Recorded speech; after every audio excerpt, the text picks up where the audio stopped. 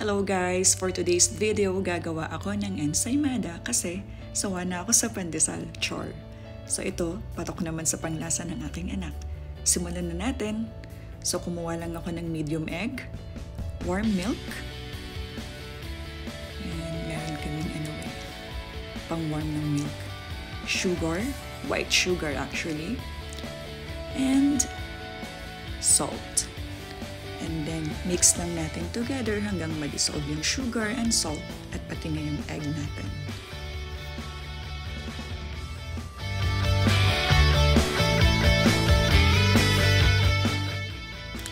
At ngayon naman, maglalagay tayo ng active dried yeast. Ito yung pangpaalsa natin sa ating dough. At ayan, mix lang ulit natin together.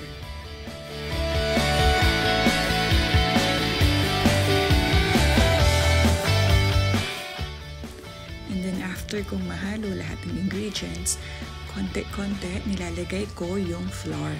Kasi mahirap naman kung ibubuhos kagad natin yung flour, dapat matansya muna natin para makuha natin yung tamang texture ng dough. So, ayan, halu-haluin lang ulit natin. At tinatanggal ko lang din yung bump ng flour. So, mag-add hanggang makuha na yung ganitong texture ng dough.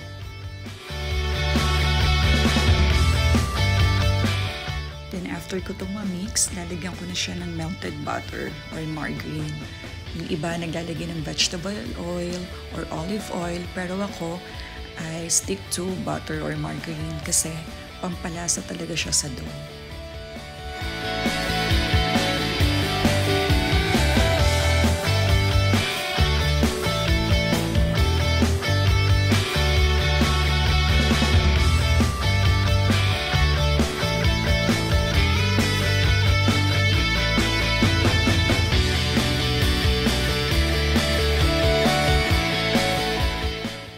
After natin ma-combine na lahat ng ingredients, effective pa rin ang hand mismo na pang-mix sa dough instead of hand mixer. And then ito na, kuha na tayo ng bowl, lagyan lang natin ng konting oil, and then tatakpan muna natin to hanggang sa madoble yung dough natin.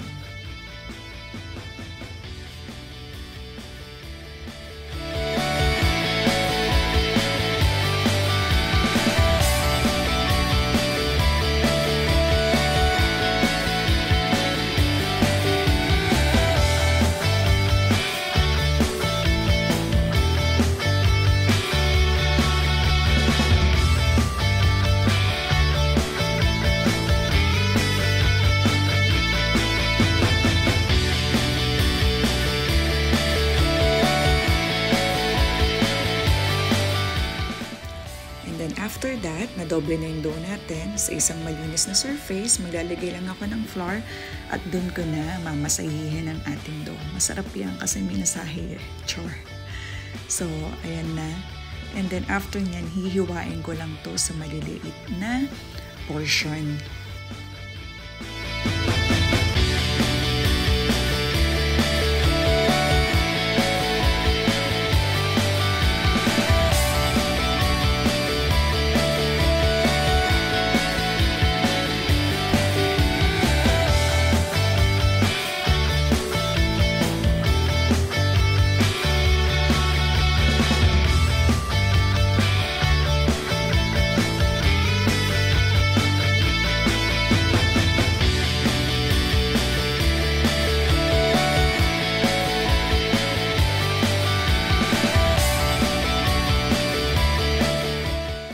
So, ito na nga, nakagawa ko ng 16 portions ng ating ensaymada.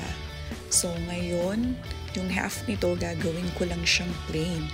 And then, kumuha lang ako ng baking pan.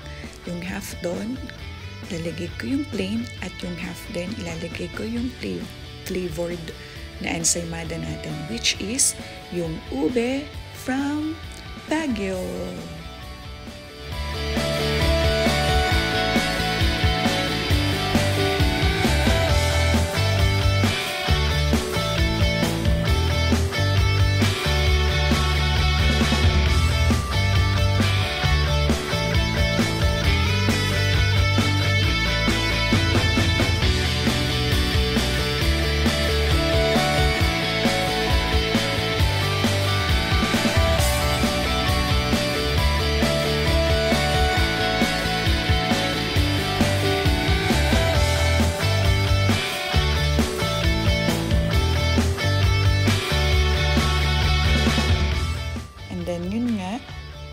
Testing ko muna, 4 na may flavor na ube ensaymada at yung plain.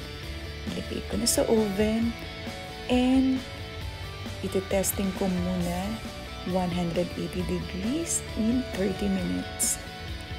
So, habang nakasalang naman yung dough ko, yung ensaymada, gumawa na ako ng filling nung ensaymada. So, mag-mix lang tayo ng butter, sugar, confectionery sugar na ginagawang pang-icing, and then mix lang natin. Yan, mix hanggang mag-well combined na yung ating filling.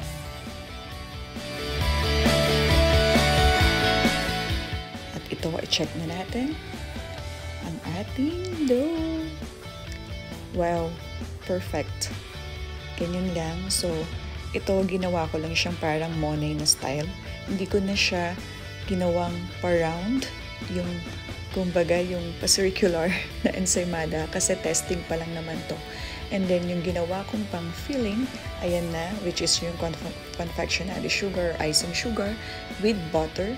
At yan, lalagyan na natin yan habang mainit pa ang ating dough. So, sabi ng anak ko, damihan ko daw yon. At after nun, nilagyan ko na siya ng cheese sa ibabaw. So, ayun na siya. Yay! Tapos na ang ating ensaymada alasam.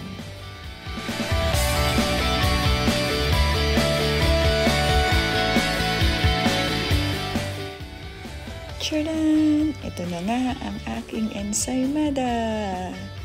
Tara, tikman natin.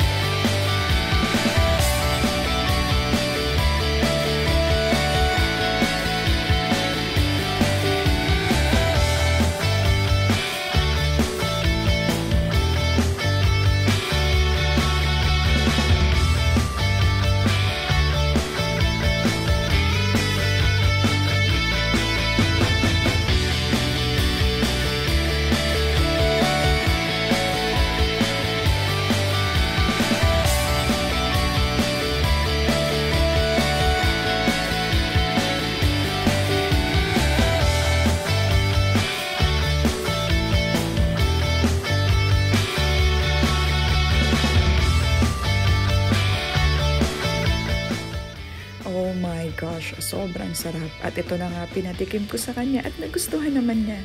So, mga momshi, mga sisi, guys, hanggang sa huli. Thank you!